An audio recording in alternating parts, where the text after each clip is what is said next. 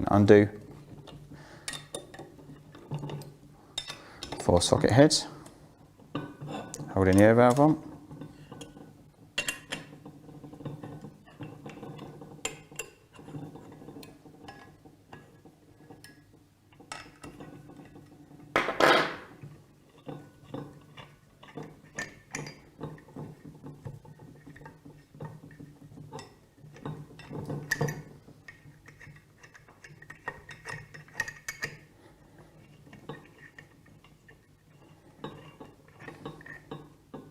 We remove this.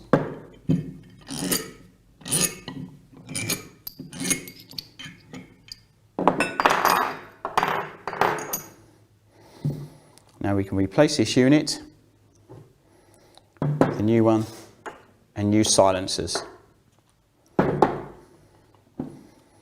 Screw the silencers in.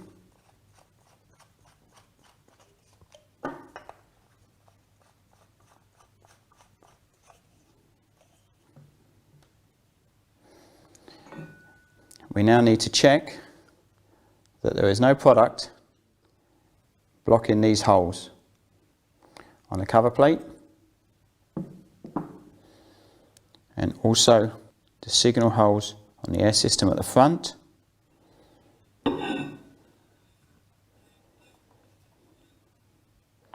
and the 2 in the shaft there, and that one there,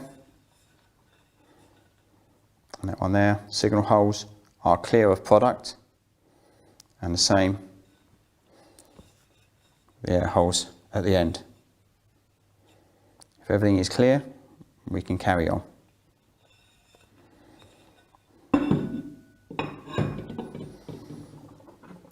So we can replace cover plate.